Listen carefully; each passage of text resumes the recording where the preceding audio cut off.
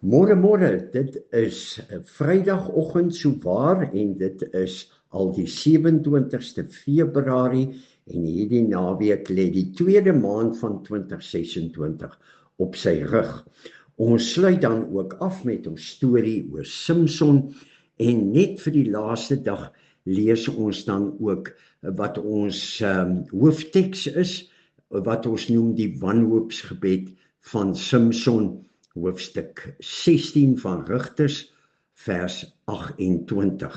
Toe roep Samson tot die Here, Here my God, dink tog aan my, maak my tog net hierdie een keer sterk, o God, dat ek my met een daad op die Filistyne kan wreek oor my twee oë. Nou, die vraag is nou vanoggend, wat het die storie van Samson met ons in 2026 te doen? Nou, ons ken die geskiedenis van die Christelike godsdiens. Ten spyte van 'n klomp tekortkominge was die westerse wêreld se geloof geweldig sterk.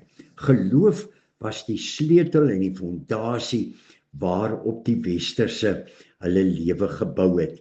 En daarom vertel die geskiedenis ons ook van die Christelike geloof, dat hulle vir hulle geloof is daar oorloë geveg, daar was kruistogte onderneem, daar's oor oseane, is daar gereis, dink aan die Franse, wat dan gevlug het na Suid-Afrika, en dit oor godsdiens.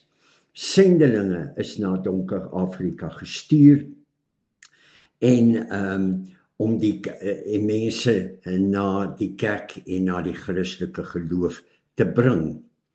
So, 'n mens kan sê, amper is so Samson wat met mag en mening, met krag, die Filistyne gestorm het. So kan ons sien hoe dat die Christelike mense met mag en mening ook die wêreld half oorgeneem het. Ons het nou die dag 'n tannie begrawe wat nog uit die Dorsland trekkers uitkom. En hoekom is hulle uit Angola? Omdat hulle te sterk geword het. Hulle het 'n sterk kerk gehad, hulle het 'n sterk skole gebou, hulle het groot plase opgebou, geweldig onder die seën van die Here. Maar, is my vraag, waar is daar die geloof vandag? Het ons onsself so vergryp aan die lewe, dat ons kerke loop leeg? Mense is eerder op die sportveld en in die winkels, as op 'n Sondag byvoorbeeld in die kerk. Is daar nog tyd vir Bybellees en godsdiens in mense se lewe? Ons is te besig. Ons is heeltemal te besig, sal die jong mense vir jou sê. Die lewe vra net te veel. Dis kinders se skoolwerk, dis skool toe gaan, dis rondry, dis werk wat moet gedoen word, die huis moet versorg word. Ons het net eenvoudig nie meer tyd om kerk toe te gaan, Bybelstudies by te woon en so meer nie.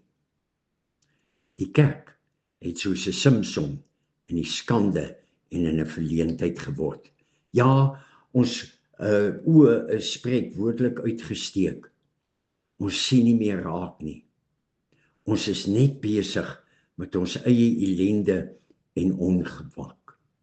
Maar kom ek sê vir jou, dan staan daar oor die hele lewe van Samson geskrywe, maar God. Ja, al het gelowiges ontspoor, is alles oënskynlik daarmee heen. God is nog altyd daar. Hy hou die situasie fyn dop. En soos ons in Samson se lewe gesien het, al loop dinge op in ons oë so verkeerd, het die Here 'n plan, 'n goddelike plan.